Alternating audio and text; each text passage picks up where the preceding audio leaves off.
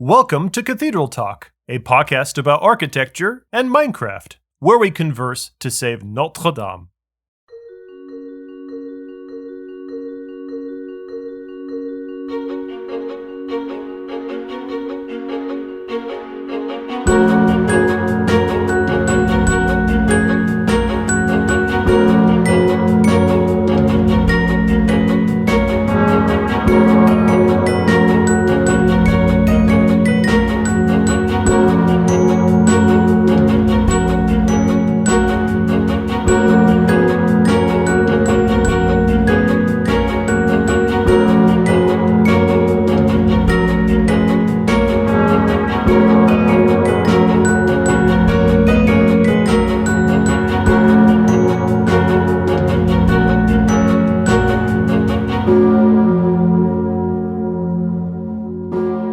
So what is the one thing that unites the three of us in our collective history and shared experiences / interests? There's only one thing. There's only one thing. Sledding. We all played trombone. Tom actually got it in one. I was not expecting that. Is that because you're playing trombone champ? Yes, but Tom doesn't know that. Wait, there's a trombone champ? See, this is the perfect intro to our podcast. Oh, no. You will now get to experience the glories of Trombone Champ, which was a game built specifically for the three of us. Oh. We will overlay some beautiful noises of Trombone Champ for the listeners as part of this. But just so you know, Trombone Champ is Guitar Hero for trombones. You know, the thing that we've all been clamoring for. So here you are. Wow. Feast your eyes on Trombone Champ. This is, all right, we're going to do Beethoven's Fifth in trombone? Oh, yeah. Oh, yeah. All right.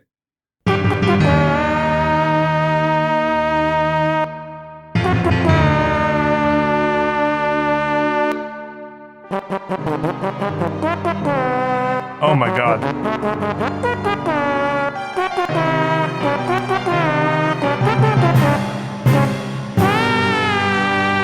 It's a good thing Beethoven was deaf. Oh, my God.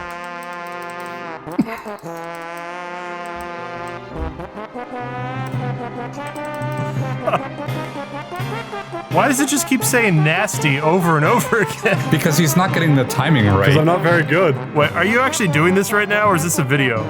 Yes. This is me. This is a video game. Yeah, I know it's a video game, but is it actually in real time, or is it a YouTube video? This is David playing. This is me. This is me doing it. I'm talking. What's the interface? He's mostly nasty. There's actually a breath meter. You have to breathe every now and then, or it freaks out. Wait, that wasn't the entire piece. No, it definitely. Yeah, It wasn't. you're right. I've been robbed. Should definitely do the entire piece. But now the world has been graced with Trombone Hero, and frankly, I think at this point we should probably just start the podcast over at episode 1 and just make this a trombone podcast, since we now have found a clearly better topic for us. Okay. Okay. So instead of Notre Dame and Minecraft, this is going to be trombone and what?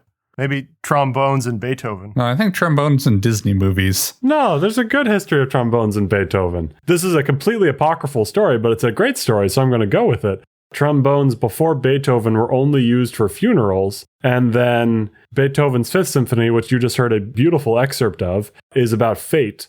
And the trombones come into that symphony in the final movement, which is about overcoming fate or death or something like that. And so Beethoven decided to bring in the instrument that had been classically used for only funerals to build into the triumph of the piece. It was apocryphally the first time that trombones were used in a symphony. It was not the first time that trombones were used in a symphony, but we like to tell ourselves that because it's a better story. I knew that trombones weren't always there, and I had forgotten that it was Beethoven. So I guess thank you, Beethoven. Again, that's not true, but we're pretending like it is. Okay, all right. As usual, I'm not listening to what you say. Yeah, I figured.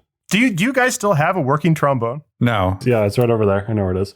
Every now and then, and by every now and then, I don't mean since I've graduated college, but in the few times when I would not play for like a year and then pick it up again, boy, do your lips swell up the first time you try to do that. Oh, no, it's terrible. I actually just pulled out my old one, which I hadn't touched in at least a dozen years or more. And yeah, no, you can't do it worth jack. Wow, this is relevant timing then. I did not know you did that. Well, my trombone is a working trombone in that you can buzz into it but not move the slide. Ah. That's a problem. Yeah. I can play 3 notes. You should be able to play more than 3. Same note, but in different octaves. Not even necessarily the same note. Yeah. It's B flat, F, B flat, D, F, B flat, all in first position.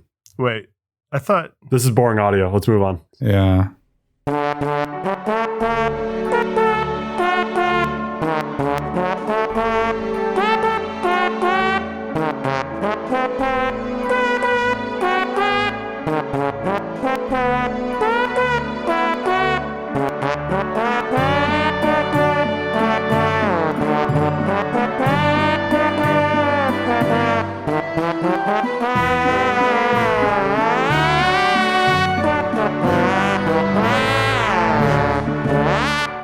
So I got a text message from Zack. Actually, no, it was a text message from David first, and he said, I did my homework. And then Zack texted, crap, now I have to do my homework. So, Zack, you finished your homework, right? I finished my homework, yes. That's good. When did you finish your homework? I finished my homework about 6 minutes after the scheduled time of our call. We've just been sitting here, fork and knife in hands, pounding the table. Playing trombone champ. Were you doing your homework by yourself, Zack, or did you have a partner? My wife was surprised that I had not done this homework earlier in life. That I waited until I was 37 to do this homework. And so she graciously sat with me as I experienced in all of its glory the homework that Tom has assigned for us. She is aware that you've never seen Mary Poppins, right? We went to go see Mary Poppins performed live. That's not the same thing. I give credit for it. It's better. No, I don't. Well, you can take it up with her. So the homework is we thought we would change gears a little bit this episode and talk a little bit about the classic Disney movie, The Hunchback of Notre-Dame. Very different. Not on brand. Notre Dame. Very different. Yep. Oh, okay. Very different. Yeah. So, Zack, what did you think of Disney's Hunchback of Notre-Dame? Thumbs up? Thumbs down? Be gentle for Tom's gentle heart. For Tom's sake? Yeah, that's all right. Esmeralda is awesome. I think we can all agree. Esmeralda's pretty cool, yeah. Yeah. Originally voice acted by Demi Moore, and she's the only one of the major cast who actually didn't also do her singing. Her singing role was done by Heidi Mollenhauer. I've never heard of her, so I can't speak to her, but I think that was a more common thing back in that sort of golden age of Disney movies with Beauty and the Beast, Aladdin, Little Mermaid, and Lion King. A lot of the voice-acted parts were also sung by entirely different people just because it's a cartoon. You can't tell the difference. Still happens now, pretty sure. I don't think that's an old thing. But I'm struggling to think of an example. Yeah. The other notable actors from the original animated movie, Tom Hulse played Quasimodo. He was Mozart in Amadeus. The only other credit that anyone knows him for. Yeah, that's true. And then Kevin Kline played Phoebus. I noticed that none of them had French accents. Yeah, this is for American children. Well, I mean, I feel like some of the extras probably had some French accents, but yeah, none of the main cast did. I mean, just because it's for Americans, why do they not have French accents, even if it's for Americans? Because then Americans won't be able to understand. It's got to be in the proper America. They can be speaking English. No. In the proper American. Yeah. Yeah.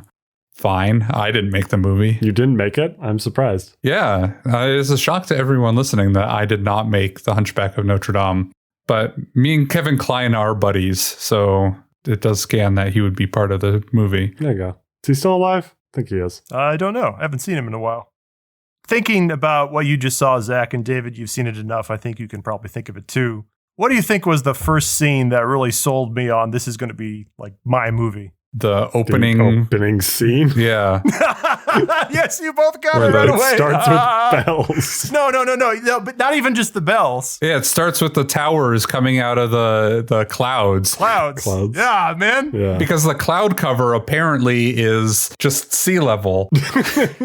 Well, it definitely makes you think that it's like a skyscraper in that opening shot. I mean, it's kind of accurate to original Minecraft. That's about where the cloud level was for when Tom first built Notre Dame. That's very true. Yeah. That's a very good point. Yeah. It was just a very foggy day in Paris. At one specific height. Yeah. Yes. Did you see that in theaters? No, I didn't. It was always VHS for me. I did not actually get to see it for, I think probably at least a year after it came out, I think. I remember the first time I watched it was at Grammy's house. Yeah. I was going to say, I actually think the VHS that we own was mine, not yours, I think. It's quite possible. Yeah, it's quite possible. I imagine we probably got it for a Christmas at some point, and then we all just watched it, and then I was like, this is mine now. Probably. What do you think you missed out on not seeing it in theaters? Because I would say nothing. It's just a conversation about live experiences. Wait, is this a conversation that's dragging the movie, or is this a conversation dragging the cinema experience altogether? No, cinema's good for some things, you know? Like, did you see Top Gun Maverick in the theater? It was probably pretty awesome. I didn't, but it was probably pretty awesome. Yeah. Not everything benefits from a huge screen. And I would say this one was pretty nice to watch at home with the lights on and the cats running around the house. Yeah. Yeah, it's like modern Disney movie feel. Like they're largely meant to be kind of homey. Well, one of the things I really like about the opening shot in the animated cartoon is that, you know, you see the towers bursting forth from the clouds, and then the camera pans under the clouds. And I just love how all the houses start parting around like they're on different like moving slides, that they're just sort of moving around. And then they sort of subtly shift of the drawn sketch Notre-Dame to one that's sort of, you know, standing under it looking up. But it's just really creative. Like, it's fun to watch the limitations of the technology they had, because there's no CG at this point. Oh, there's definitely CG in that movie. Oh, later in the movie, yeah, but not for this one shot, I think. I think this one shot is animated, but then there's CG later in the movie, yeah. In this shot, like, all of the different houses, like, they're not moving or pivoting like they're a 3D wireframe. They're just, you know, flat, still shots that are all sort of sliding and shuffling around as the camera pans through it. It's a neat artistic shot, and I've always liked that shot. I just realized we're going to be dissecting this movie at the same pace that Tom is building Notre Dame, one frame at a time. 5 years later, we might be done talking about this movie. I think it's fair to say that we will return to this movie again, no. I will make my peace with not having to talk about everything that's on my mind in Hunchback of Notre-Dame. It's a 90-minute movie. Did you find it... Well, okay, here's an interesting question for you, Zach. We'll be the judge if it's an interesting question. You can ask a question. Since you have not seen as many Disney movies as the average American, I think that's probably safe to say, right? The average American in your mind has seen Chitty Chitty Bang Bang. Okay. So would you say that you felt that this movie didn't seem that different than other Disney movies, or did it feel that it was a standard deviation away from what you usually expect from a Disney movie? Yeah, I would say that it felt like a Disney movie. Okay. So it didn't feel any discernibly different in tone or theme or execution than what you normally see? No, it reminded me a lot of, especially the last act reminded me a lot of Beauty and the Beast. That's fair. Yeah. Yeah, I've heard that before. Yeah. Tom, were you trying to fish the answer that people say that it's very different? Yeah, I wasn't trying to get that answer, but I was curious if Zack felt that way. And again, he does not seem to feel that way. I mean, do you feel like it's a dark movie or not? No. Okay. Yeah. I think for a kid's movie, it's pretty dark. Yeah.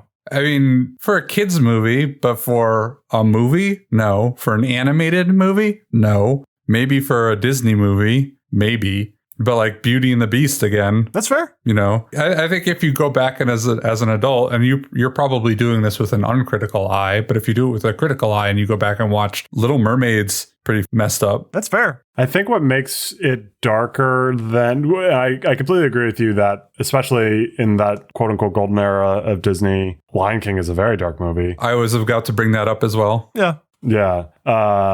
What you're saying in Little Mermaid, what you're saying in Beauty and the Beast. What I think that does set Hunchback apart a little bit from that in its darkness is that it is quote-unquote real life. Yeah. And like historical. I'm not saying it's obviously huge liberties. I'm not, and it's a based on a story too, but it is human characters, a historical event, quote unquote. Unlike those other stories, which are, you know, more like Grimm's fairy tale-esque, where it's one thing to be darker in a fairy tale compared to darker when you are depicting history. Yeah.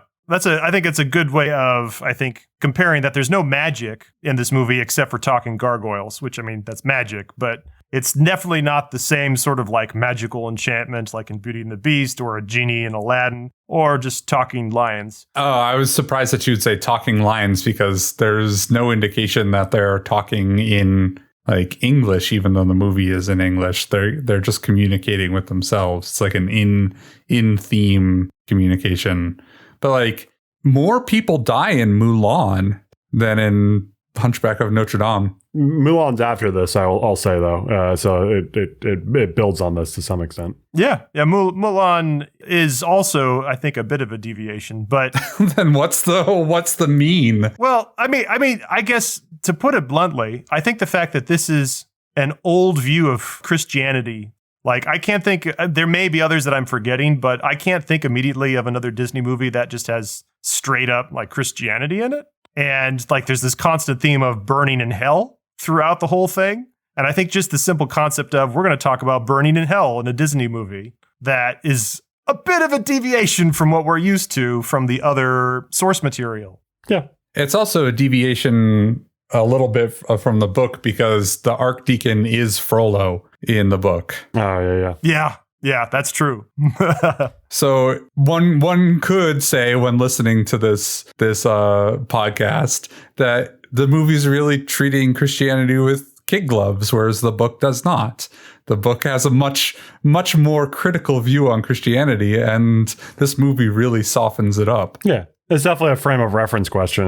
Are you comparing it against, like Zack wants to do, other adult dark movies, or what Tom and I are saying, other Disney kids movies? And yes, your point of comparison will change. No, but I'm comparing it to other Disney movies as well. And I'm like, what does the mean in you're just saying that like just because it involves Earth and humans in a way that is non-magical, that somehow makes fire and talk of burning in hell somehow more different than sea witch stealing a young girl's voice or something like that. I think it does because it makes it, for me anyways, because I think it makes it relatable in a way that fantasy stuff isn't. You're weird. I kind of on David's side on this one, but I get what Zach is saying. You're too. also weird. Well, we all knew that. Well, you're the weird one out now. 2-1. That's true. I think all of those stories are supposed to have some like aspect of them that is relatable to the audience, right? Just because they're fantasy doesn't necessarily mean that you can't relate to them in a deep and meaningful way. Arguably, writers of fiction would say that the use of fantasy as a genre allows you to magnify parts of the story and parts of the human experience in a way that makes it even more accessible than the nuance and the shades of gray and the ambiguity of non-fantasy. Yeah. Yeah, I know. I completely agree with that. Yeah. So maybe just talking a little bit more about, since this is Cathedral Talk, the architecture podcast, I just wanted to mention just a few... Oh, we're about to talk about the next frame of the movie, aren't we? Yeah, the ringing of the bells when he's right there, right next to them. Yeah, that's one thing we could talk about. Yeah, that's totally realistic, right? That's how you ring bells right next to them. Well, In no. giant chambers with huge cacophony of Mines of Moria style space. It is awesome. Well, yes, I think we have mentioned before that the movie definitely makes the towers appear bigger than they actually are. Interior. Yeah, the interior of the tower is much larger than they are. Again, they're large towers, especially in comparison to a lot of other cathedrals. Notre Dame's towers are quite massive. But yeah, again, it just makes it look like this cavernous skyscraper as you climb up in the Disney movie. So the scaling is all out of whack. But it certainly is impressionable on sixth grade Tom. Good. Those animators did a good job. Yeah, they did. And this movie was viewed largely as a huge failure. That's too bad. I think a lot of people said this was like the end of the Disney golden era, or at least this started the end. Started the end. I mean, I fully disagree with that because there's several very large successes that came after it. But, you know. Aw. I think people just really hated the gargoyles was a big part of it. What? The gargoyles were awesome. I loved Hugo. Yeah, I thought the gargoyles were pretty good. You love Jason Alexander just being George Costanza? Yeah. Pretty much. So also, I wanted to mention just a couple things to our friends who are interested in cathedrals and architecture and bells. So the movie has, I think, one of the grandest, like, just introductions. It might be one of the longest ever. You know, this whole backstory of where did Quasimodo come from? His parents arrested. Frollo, worried about his soul after he murders Quasimodo's mother, then sends him to Notre Dame. There's I don't remember exactly how long it is, but I want to say it's probably a good 6 or 7 minute intro with the whole Bells of Notre Dame, theme song just playing in the background. And then it culminates right at the end with the shot that we were just talking about where the camera pans up inside the bell towers and it shows sort of a silhouette of Quasimodo pulling on the ropes to pull these bells, and you just see these bells one after another, these huge bells, much bigger than they actually are, up the tower. But I just wanted to point something out. If you watch those bells closely, those bells are up wrong. And what that means is, as the bell swings, the clapper is hitting the opposite side of the direction that it's swinging. At least in English change ringing, which again we'll talk a lot more about sometime, that's a big no-no. You don't want to have your bells up wrong because that makes them much harder to strike correctly and it makes them wobble weird ways and not sound as good. Now, it's not quite the same issue with continental ringing, but I will point out that even Notre Dame's bells do go upright, just like change ringing bells, even though they don't go all the way full 360 degrees. I'm finding the scene. Are you actually watching it right now? Yeah.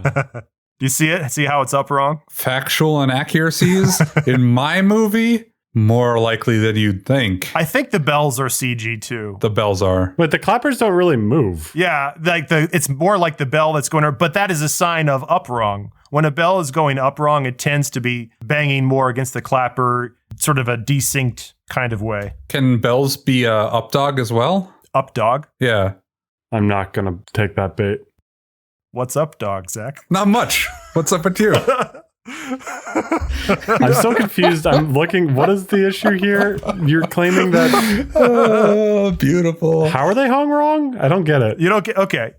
All right. So are you, one more time, are you watching? I'm watching it. Okay. So if the clapper were going up correctly, Yeah. it would be swaying in the same motion that the bell is also in, and it would be striking the outer edge of the bell on its motion upwards. The back end and then, yeah. Yeah, so as a bell, like if you watch my hand here, if the bell swings in one way, the clapper follows along that trajectory and then slams against the side. Sure. At the apex of its swing. Sure. And then does the same thing on the other side. But that's not what's happening in that shot. The clapper is banging on the opposite side of the bell as the bell goes up.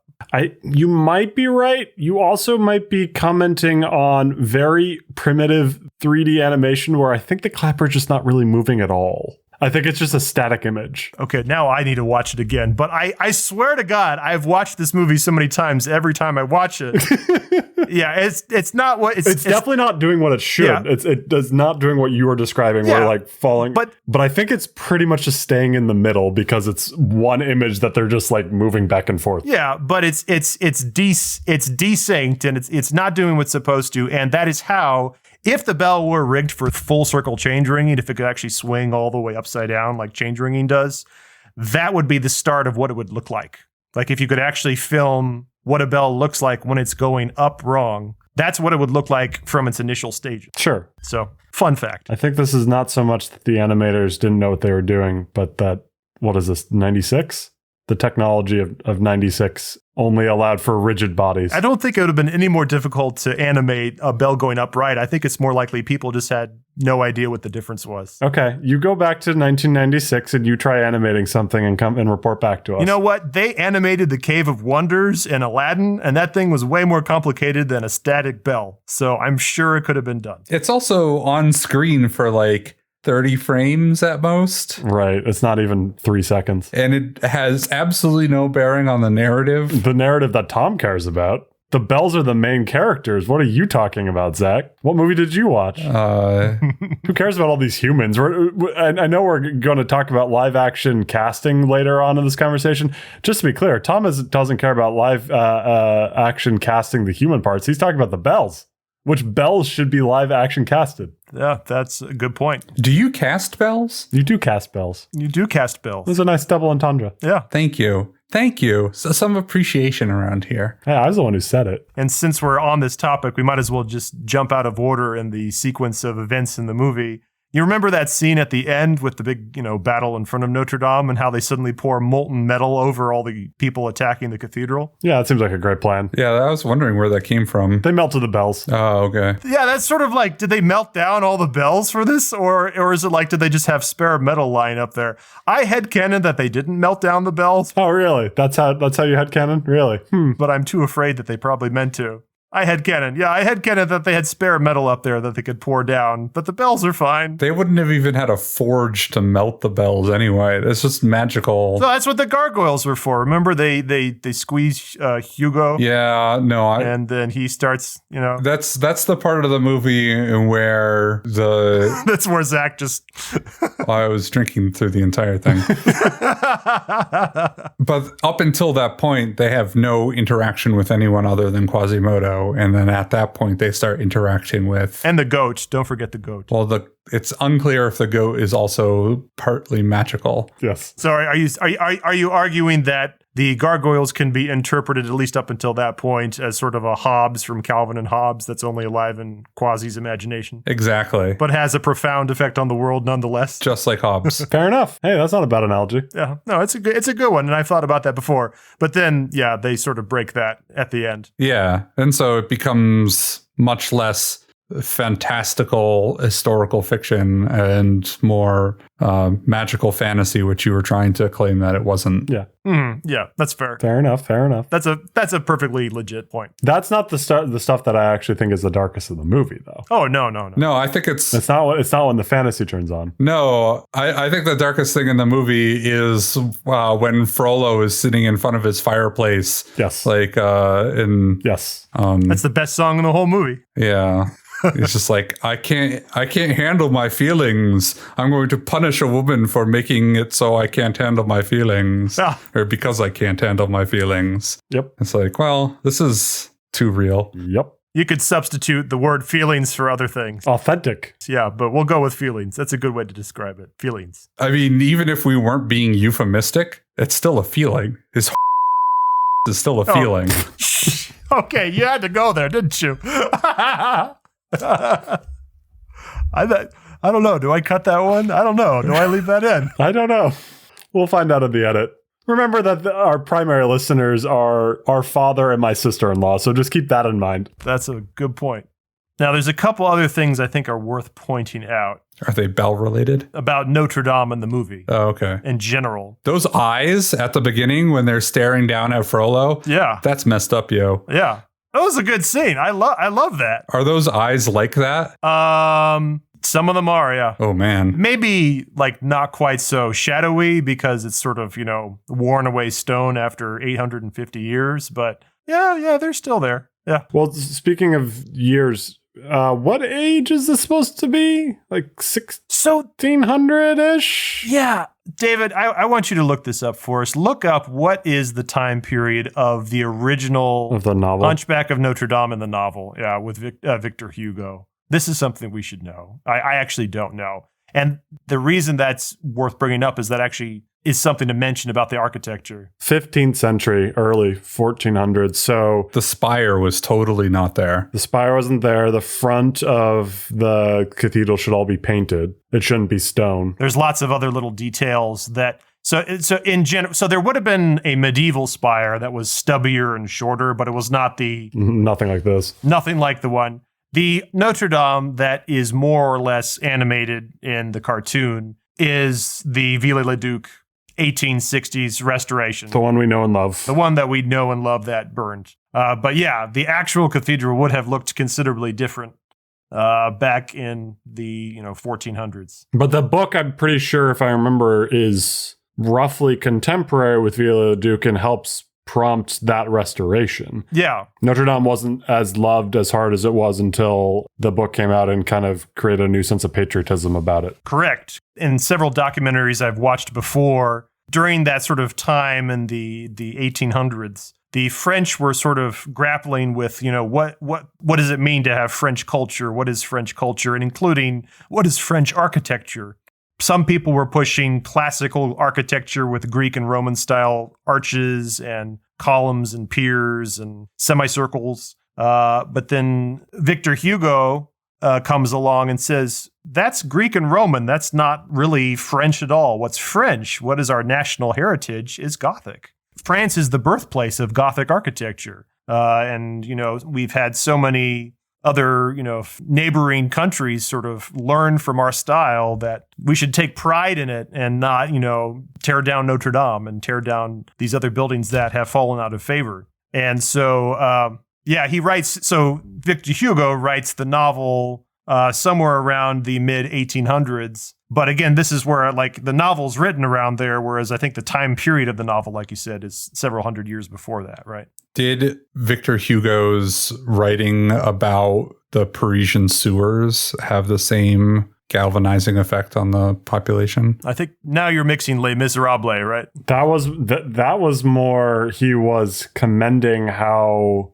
impressive the sewer infrastructure had been, and so he wanted to write a whole section about that, because he goes at great length about the designer and the architect and all that for many, many, many pages. Tom was about to say that I'm conflating Les Mis with Hunchback of Notre-Dame, but I just came from a movie called Hunchback of Notre-Dame, where at the end of the second act, they are wandering through sewers. This is true. That's true. Yeah. Although they call them catacombs, Zach. Well, he says he's wading through ankle-high sewage. This is true. So why is there sewage if it's not a sewer system? Well, if you don't have a sewer system, you find a hole. The Hall of Miracles. The Hall of Miracles. Just a couple other architectural notes. Do you remember that other sort of dungeon building called the Palace of Justice, where Frollo's camped, and it's sort of that spiky castle-looking dungeon place? Yep. There is. I think it even might be still called this. There are buildings over on that side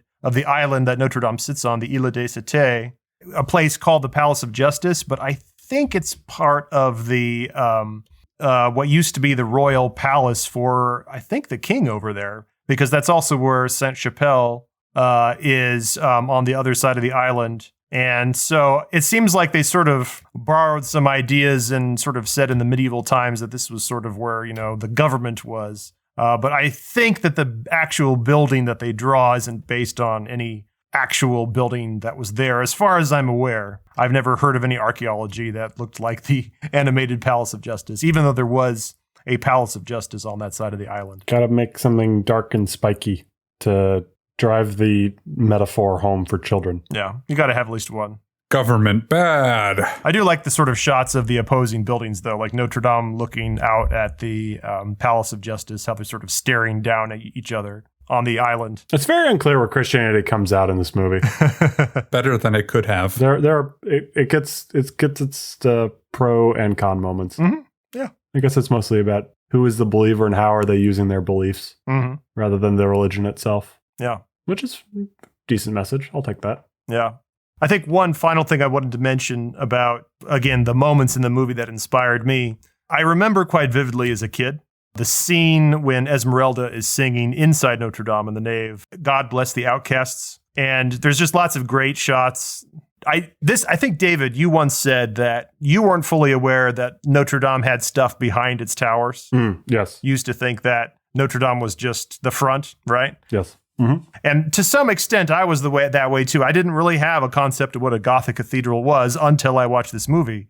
And then once they open the doors and Esmeralda goes inside and starts walking around and singing, I'm like, oh, wow, that's a deep cavernous space. And I remember in particular, like she walks past, I think, the north transept rose window, and there's like the light shining through the window on the ground. And there's like the twin colonnades of the arcade with the passerbyers going underneath. And I just remember thinking like it's a city inside a city. It felt like it was this sort of feeling of like, it's just so big. It feels like I'm like almost like the marketplace or something on the outside where there's just so much activity going on. And it was just this sort of idea of a city in a city really just resonated with me. And I remember that one idea that really got me hooked on learning about Gothic cathedrals. I had a similar confusion over, as we said, what was behind the towers.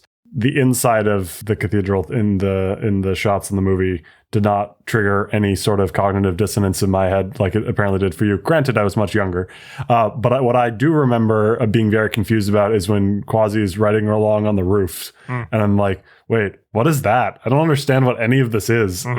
That's not Notre Dame. Was he just on a weird building next door? Some of those shots where he's like gliding down the flying buttresses on the water. Yeah. That's being channeled out the mouths of the gargoyles. One, they didn't do that, I think, until the restoration with Viollet-le-Duc. So again, I think that's something that probably wasn't there until later. But it's a great shot, and I'm pretty sure that's a CG shot. Anytime you have like the model actually spinning camera, spinning camera. Well, the actual model itself rotating, that's just something that I wouldn't have been able to animate with drawings. So, but it's a great shot. So I love those shots.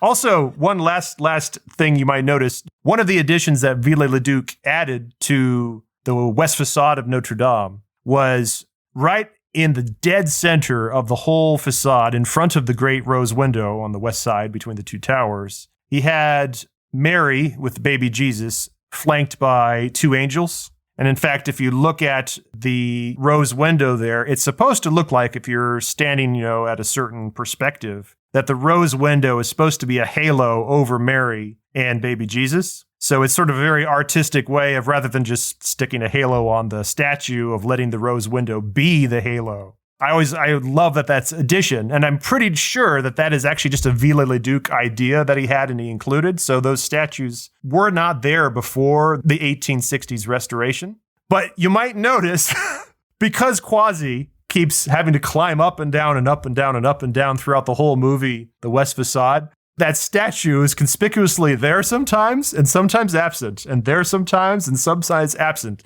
And most notably, when Quasi rescues Esmeralda from fiery stake and, raises her up back to the cathedral and holds her up and says sanctuary, he's standing exactly where that statue should be, in front of the rose window. And it's like, oh, it's convenient that statue is no longer there right now. This is an epic moment. Yeah, it got damaged in the fighting.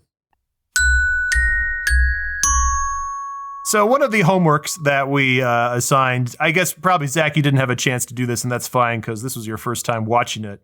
But since David and I know the movie quite well, I challenged David and me to come up with a dream cast for the supposed live-action Notre Dame that will definitely come out sometime in the near future.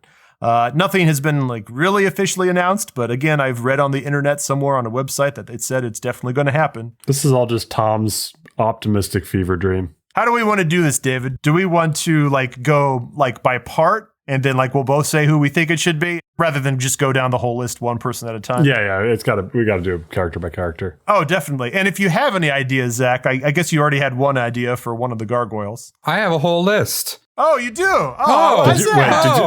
Zach! Did you come up with this list before you watched the movie, or in that 6 minutes in between you finishing and us starting to record? My God, Zach, how did you do it so quickly? A gentleman never asks and a lady never tells.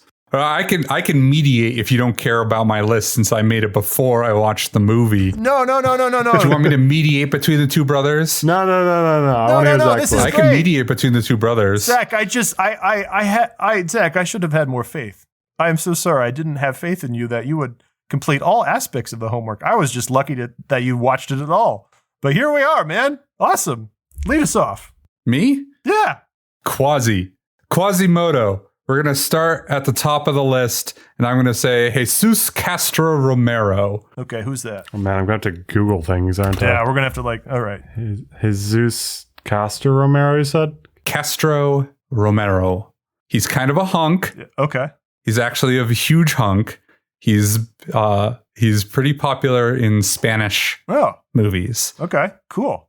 What is there a favorite movie that you've seen him in before? I've never seen any of his movies. But he'd never seen Hunchback of Notre-Dame either, so legit. Yeah. No, that's fine. I'm just trying to, of him because why? He is of Romani descent, and so is Quasimodo. Okay. And he's young enough. I think he's born in 95. So he kind of fits that. Okay. And I like the idea of someone who is known for his sex appeal. Oh, nice. Being Quasimodo. You have touched on something that I struggled with in here in how to handle the Romani descent aspect of it, because I don't believe I know any actors with Romani descent, at least none that are the first thing that I would know about them anyways. Actresses in particular, as we'll get to Esmeralda. And so I struggled with that a bit, and ultimately just largely wanted to comment on that here, but mostly say that unfortunately I do not have enough casting knowledge to be able to do that properly. Okay, well that leads us perfectly into David Quasimodo. So yeah, that's the thing on Quasimodo that I also wanted to touch on that also made it awkward for me to think through this list is like there are not, as far as I'm aware, particularly famous hunchbacked actors. So presumably you're going to be casting someone who's traditionally able-bodied in that role. And it's always fraught when you have, well, I shouldn't say always fraught, more fraught in modern day when you are casting like that. So, I don't have an answer for that, for how they should handle that if they're doing actual casting. And I definitely can't answer that. So again, I just had to acknowledge and put that to the side. So who I picked was Rami Malek. Oh, cool. I like Rami Malek a lot. I think he has an incredibly unique, non-traditionally, unlike Zack, who went for uber sexy, Rami Malek is not a traditionally sexy leading man, but has an incredibly expressive face that would...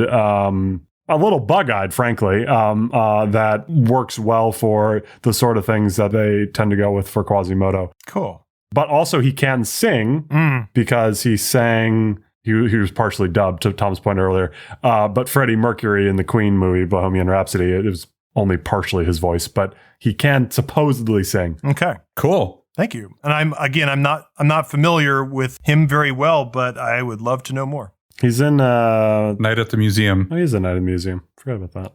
The most recent James Bond. Okay. Yeah. I saw him in the first season, Mr. Robot, but I did not watch after the first season. It's exceptional. One of the best shows in television. Don't at me with Breaking Bad and really, I thought whatever. You think it continues that? I heard it doesn't live up after the first season. I think the final season does things with television that no other director does with television.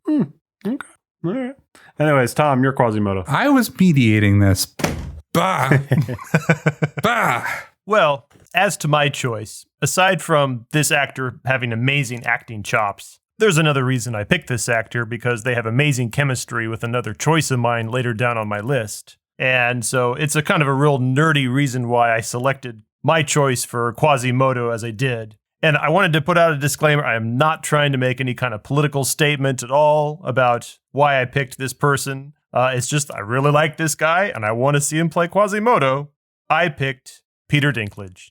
Ooh, that is a political statement you just made. But I love him, and I say it out of love. He's a great actor. Yeah. Mm-hmm. I want to hear him sing. I want to hear him sing all the parts. I think he sings, right? He must. He has a wonderful voice. I think I've heard him sing. I was just thinking he's like 50. He is very old. And Quasimodo's like 18. I did not put ages very close together. Fair enough. I can get past that point. I mean, that could be similar to what they did with Cyrano. Mm-hmm. Peter Dinklage was Cyrano in a new production of Cyrano, where instead of focusing on the nose, which is the classic thing in the novel, they focus on him being a little person. You could do something similar for this, with the maybe exception that the title is Hunchback. So you can't really remove that aspect of it just from a titular level. But yeah, no, I see what you're going for, though. Yeah. Okay. All right. Next on the list is Esmeralda. All right. I will start us off again. I will go Alina Sherbin. Googling. A human resource assistant at High Point Digital? No. She is also Romani, so her name... What did you say her last name is? I was doing the phonetic because I can't pronounce accent marks. Oh, got it. She was literally in a movie called Gypsy Queen. And she won an award for it. There you go. Oh, She's won several awards despite how young she is. Were you looking up Romani descended actors to help you with your list? I was. That would probably have been a smarter thing than me just trying to think of names in the shower this morning. She is also an activist, and the character is an activist as well. All right, David. Again, for this one, this time I was struggling to come up with someone who I could visualize in the role so much. So instead, I went with a voice that I thought would be really good. And so I picked Renee Elise Goldsberry, the voice of Angelica in the original production of Hamilton. Nice. She has an amazing voice in that role and has a really good stage presence as well. So I think while I was focusing on that secondarily, it would do really well. Oh, I know her. Yeah, I know who that is. Yeah. Okay, cool. Yeah. Okay, Tom, who would you cast as Esmeralda? All right. Well, again, I went with like most A-listers Hollywood, so I'm probably the least cultured of everybody here, and I didn't put in as much effort as Zack did, clearly. But I thought that somebody who would do a good job and somebody who I thought had the right timbre of voice, let me give a little side note here. The thing that I have a hard time with in these live action remakes is when they cast somebody who has a completely different timbre of voice than whoever was cast before. For example, Jafar and Aladdin. Pretty sure the guy who's playing Jafar is a tenor, whereas Jafar is not even a baritone. Jafar is a bass. He's just a bass in the cartoon. And I mean, sometimes that's okay, but like there's just certain characters my brain simply can't get over. Like I need like a certain register when I expect a certain character. And to me, Esmeralda has this sort of very alto 2 voice. And I sort of looking for somebody that has that sort of same register. So I went with Zoe Saldana. Oh, yeah, I can see that. Yeah. Have I heard her sing? I can't recall explicitly if I've heard her sing, but I don't know. She's just got such a wonderful voice. She must. That's solid casting too. I get that. Yeah. Okay. On to Phoebus. I'm just getting sidelined as a mediator here. Sorry. This is brutal. Who did you want to do next? Go ahead. I was going to do Phobos, even though in the movie he calls himself Phoebus as the god of the sun. This is BS nonsense. Anyway, Gaspard Ulliel died, so I can't cast him, which is kind of sad. So I went with Stefan Manas. He plays Richard Montlar on Ted Lasso. Wait, I am looking at the right guy, aren't I? Yeah. Huh. I've forgotten this character. Yeah, I don't really remember this guy. All right. Yeah, this guy was clearly very forgettable for me. Brutal. I mean, like, I'm not saying I don't recognize him, but I don't remember any specific scenes he's in. Fine, David. Who memorable? I mean, he's sexy. You picked a sexy man for the generic sexy guy. Yeah. I went even more generic. Generic sexiness. Chris Pine. You're right at the money. I picked Chris Pine too. Oh, you. Oh. I specifically said a Chris and then parentheses Pine or Evans. No, it's got to be Pine. Meh. A Chris is fine. I mean, it's the most white bread milquetoast character of all time. It is. Just throw any Chris at it. Throw Chris at it. Yeah, that's fair. All right. Well, I guess that gets Tom's out of the way as well. Should we go to Frollo then? Yes. All right. Frollo. I did Vincent Cassell. That name sounds familiar. Do I know any names on your list? He was the instructor in Black Swan. Oh, I know this guy. Oh, it's that guy. Yeah, I know that guy. That's solid. Oh, yeah. And he's French too, right? Yeah, as is Stefan Manas. Okay. So then you picked French people. Now I understand. Yeah. Yeah. Vincent Cassell also played the Beast in A Beauty and the Beast movie. It wasn't the Disney quote unquote live action remake, but it was a live actor mixed with CG movie. But that's good thinking French. Yeah, solid. That was well thought out, Zach. I like that one. Granted, I only know him from Westworld Season 3, which I vehemently disliked, but he was good in it. Well, he's also in Ocean's 12, isn't he? Oh, is he? It's been so long since I've seen that. Yeah. Well, David, who's your Frollo? Let Tom go first. Okay, Tom, who's your Frollo? I think the audience, if they've paid close attention to the podcast, which I know One person has. They'll already know who I picked for this one. Patrick Stewart. And this one is just has to be this person. There's no other choice. Charles Dance. You have to have Charles Dance as your Frollo. And of course, then now we see why I also wanted to go with Peter Dinklage as Quasi. Oh, that's a little too on the nose. Maybe a little bit. But would I watch it? Oh, hell yes, would I watch it.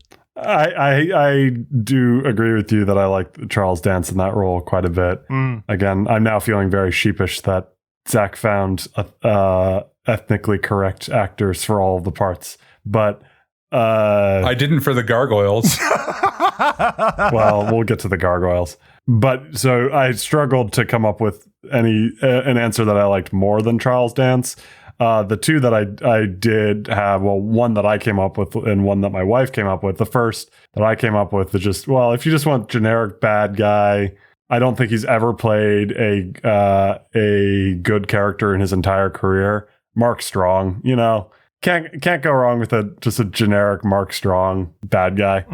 Okay, it's always the same. Yeah, I see it. I don't love it, but then Shaw had a very creative idea that would be a very different type of character, but I would enjoy watching, mostly because I enjoy watching him in anything. Billy Crudup. I know him from most recently The Morning Show, which not a very good show, but oh boy, does he eat the scenery in that show. So good. Okay. Shall we move to Clopin? So I needed to have a moment here and say that I don't have an answer for Clopin. I failed on this one. I couldn't find somebody that I couldn't do it. I couldn't find somebody that felt right to me. So I'm curious what you guys came up with. Clopin's the jester guy? Yep. Yeah, he's the narrator and also a character too. Right. All right. I will lead us off with Oscar Ejenada. I'll drop his name in chat as well. He was in Pirates of the Caribbean, On Stranger Tides. He was in The Man Who Killed Don Quixote. And he was also in Rambo Last Blood. So I guess none of those movies anyone watched. Do I know this guy? Including you? Have you seen any of those movies? I've seen Pirates of the Caribbean, On Stranger Tides. I wanted to watch Man Who Killed Don Quixote, but because it's a Terry Gilliam movie and those are sufficiently weird for me, but I have not seen that yet. I see in that movie he plays a character just called Gypsy, so that's on brand. Well, in Pirates of the Caribbean, he plays a character called the Spaniard. Oh, okay, Zach, are you going to call on me? I'm raising my hand. Okay, David, who is your Clopin? Yeah, who's your Clopin? So I was trying to think of just like kind of general tricksters. Again, I don't love my casting for this as much as others, and I have a few names here. Yeah, again, I just struggled with this one, and I couldn't think of somebody I was happy with. First name I came up with is very on brand for trickster, and that'd be Tom Hiddleston. Yeah. Having done Loki is similar in some ways. And then another option would be Robert Carlyle, who plays Rumpelstiltskin on Once Upon a Time. Oh, yeah. David, I like that one. Yeah, that's a very similar sort of vibe. Oh, David, I am impressed with that one. Yeah, Robert Carlyle is good. I like that guy a lot. And here, I'm going to throw one more from my wife. If you wanted to do some gender bending casting, and I don't really know where she pulled this one from, but it's intriguing enough that I wanted to include it. Maisie Williams, Arya Stark, in a very different sort of way, but, a similar flighty, running around. Yeah. There's no rule that we have to, they usually don't. They usually mix up a couple of the characters in very different ways with a lot of these live actions. So it'll be interesting to see what they decide to do. Yeah. So who'd you go with, Tom? Oh, I didn't have a choice, remember, for Clopin. Oh, I thought you didn't have a good one. I thought you still had one. No, just don't have any solid one. So this is the one that I fall down on, and I'm blown away by both of your choices. So. Okay. Gargoyles, then. No. There's one more human. I'm doing it in the order that Tom sent in the email. These were in an email? I didn't read that email. Is that Archdeacon? Okay, the Archdeacon. Yeah, Archdeacon. We'll do Archdeacon. I have both simultaneously the best casting and the worst casting possible for the Archdeacon. Right. So I'm going to say no, an emphatic no to this first name. Which is Gerard Depardieu. Yeah, sure. Of course. And then just all agree, no thank you, hard pass. And then I decided, who else? Daniel Atulio, who has a long and successful career. He's won many awards and nominations. I think it's a forgettable role, and he would crush it. Yeah, not even going to pretend like I've ever heard of this person before. Yeah, no. But he's got tons and tons of awards. Is that how you did this? French actors by number of awards. Also in an age range that was appropriate for their characters, and somewhat looking like it. Wow. I think Zack took this a little too seriously. He did it a little too authentically. I feel really inadequate. I know. It's like all I know are just dumb white A-listers. Well, I went with Brian Cox. You went with Brian Cox? I went with Brian Cox. You can't be serious. Brian Cox? Logan Roy. No. It's so... No. the science communicator? Or am I thinking of someone else? No, no, that's Brian Greene. Brian Cox is the patriarch in Succession. Oh, okay. He also plays Stryker in X-Men 2. Yeah, It's also Agamemnon and Troy. Yeah. It is so off typecast that I really love it, and I want to see it badly. I mean, okay, that's fair. I guess if you want to put an actor in a completely different zone than they're usually in, just for the sake of seeing it, I can respect that. Come on, him and Charles dance young at each other. Oh, All right. Tom. All right, yeah, mine for the Archdeacon, I did Donald Sumter. I don't know who that is. Sumter. Oh, wait. Oh, more Game of Thrones. Have you only seen Game of Thrones? He's only watched it 4 times straight through, and that does take up a surprising chunk of your life when you choose to do that. Fair enough. Who's he in Game of Thrones? Maester Winterfell. Maester Lewin? Lewin. Gotcha. Yeah. Maester Lewin. Yeah. Oh, that's 2 on the nose. Going one religion to the next. All right. Gargoyles. Victor, the tall British man. Stephen Merchant. Nice. Solid. Thank you. Solid.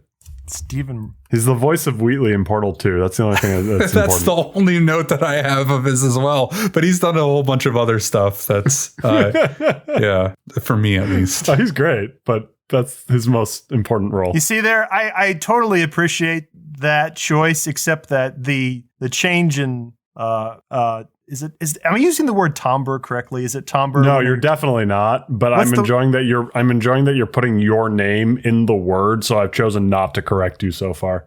It's timber. Timber. Or no, sorry. Timbre. Timbre. It's timbre. Am I using I'm saying it wrong, but I'm using the word correctly? Yes. Anyway. Okay. So when you're switching between soprano, alto, tenor, bass, that's timbre. Sure. That's not the only way you could describe. Register would be another way to describe that. Register, I guess. Yeah. Well, anyway, my brain has Victor with such a deep voice that my brain has a hard time switching to a tenor voice. But still, I appreciate that actor. All right. David, who's your Victor? Yeah, I didn't do the gargoyles. You can't do the gargoyles in a live action. It would be so dumb. Well, all right. We've been throwing around live action here as if that's the word that everyone, or the phrase that everyone uses is a good phrase to describe these things. Even like good CG, I think it would just look so stupid. Ye of little faith. The tone would just be all off. Hey, I think I have legs to stand on, considering most people do not like any of the live action Disney remakes. Yeah, but I am holding out hope that this is going to be the shining beacon. This is going to be the one that changes everybody's mind. Make it slightly more realistic and cut the gargoyles. Don't cut the gargoyles. Gargoyles are awesome. Anyways, we don't need to have that fight. All right, David, you can listen to me and Tom argue. Tom, who's your Victor? My Victor is Jim Carter. Oh, okay, sure. I think I'm gonna have to pull these up. He's Downton Abbey. Downton Abbey, Carson. I didn't watch Downton Abbey. The head butler. I mean, Victor has a very butler sound, so went with classic butler. Yeah, he does kind of act like a butler. Yeah. All right, Hugo. I have in my notes, why not Jason Alexander again? But if I had to stretch it a little bit to some other territory, a voice that I really like, Tom's going to have the same criticism of this voice as he did the last voice. For the opposite direction. But I would go with Trevor Noah. Ooh, I like that. I could go with that. Yeah, Trevor Noah's good. Same sort of playful air. Yeah. Yeah, Trevor Noah laughs at all of his jokes. That's true. That's true. He does. Which is great. If you're going to be in your own body for 80 years, you better find yourself funny. So I'm not criticizing Trevor Noah laughing at his own jokes, but I think that's the kind of attitude that I want in that role. All right, Tom, who you go? Well, in theme, keeping with the whole Peter Dinklage and Charles Dance and Donald Sumter theme. You're just recasting Game of Thrones. I had to go for the quadfecta. Yeah, because when people think Game of Thrones, they think Tywin, Tyrion, Maester Luwin. Hodor? No, my last one, it just had to be. I went with Jeremy Flynn. No. Okay. He's not. He's too roguish. What's wrong with that? It's not comedy. That's a comedic role. He's not comedic enough. Oh, he's very comedic. I mean, he's funny, but like in a I don't care about what's happening around me sort of way, not like an over the top comedy sort of way. Okay, fair enough. I guess no further comment. All right, Laverne. So the original voice actor for Laverne was an actress named Mary Wicks or Weeks. I think it's Wicks with an ES at the end. And I confess, I was never entirely certain if it was a man or a woman who was voicing this character. Kind of for the same reason that David wanted to see like Brian Cox do something that was very out of his element and see what that character would be like, when they're doing something completely unexpected. I wanted to see, since Laverne is sort of the gargoyle who is very, comforting and, gets annoyed with everybody, but has the most wisdom. I thought an actor who would be a really interesting choice for this character would be Tony Shalhoub. I wanted to see what that actor would be like in that role. And I think Tony would do a really good job. You kind of see it, maybe a little bit. I think you should have one of them be voiced by a woman, but that's fair. I do see what you're going for at the very least. Yeah. That is fair too. Like if I cast Tony Shalhoub as one of the others, or replace one of the others with a woman, that's fine too. But yeah, my list is very devoid of women other than Zoe Saldana. So that's just how it sort of shook out.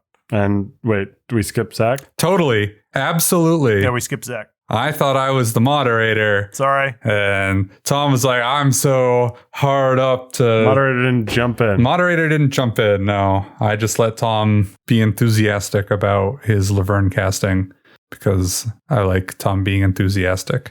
No wonder you do this podcast. Exactly. What other purpose does this podcast have if not Tom being enthusiastic? Indeed. Raising money for Notre-Dame, by the way. That's the other reason. That's right. So what's your casting? What do you want? Who did you pick for Laverne? Oh, Aisha Tyler. She definitely doesn't sound as old as Laverne sounds, but she's hilarious. She is hilarious. So you just went hardcore, ethnically correct. For the humans. And then the gargoyles, you just went with your favorite comedic actors. The comedic actors that I thought would do a good job in those roles. In a voice acting way, sure. Yeah. Aisha Tyler is quite hilarious. Tom, she's the host in the new Who's Line. I have seen a few episodes of that. Yeah, that's good.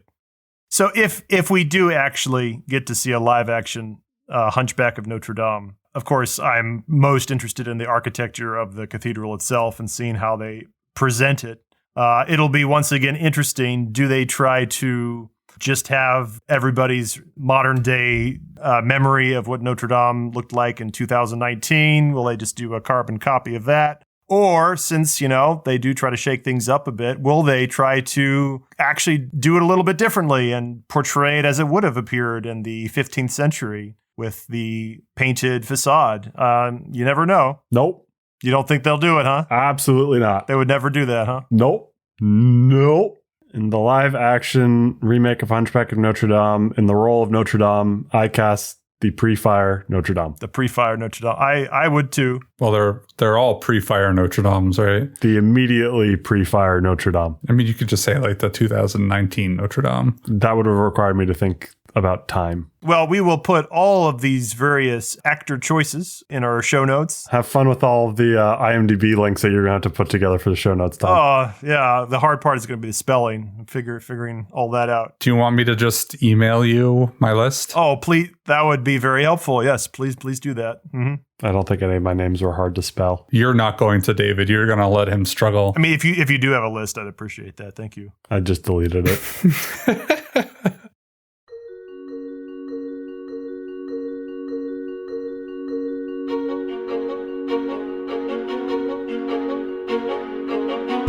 That's it for now. Check out our podcast website at cathedraltalk.fm. There you will find many architectural visuals and Minecraft goodies. If you would like to support our efforts here at Cathedral Talk to aid in the restoration of Notre Dame, please use the direct link on our website to donate to friendsofnotredamedeparis.org. Friends of Notre Dame is a non-profit organization that is leading the international fundraising efforts to rebuild and restore Notre Dame Cathedral. By donating to them through the link at cathedraltalk.fm, we'll know that our podcast is reaching new patrons. As our own Minecraft project progresses, we'll be sure to share plans, screenshots, and videos for your own visual palette. Good day and happy building.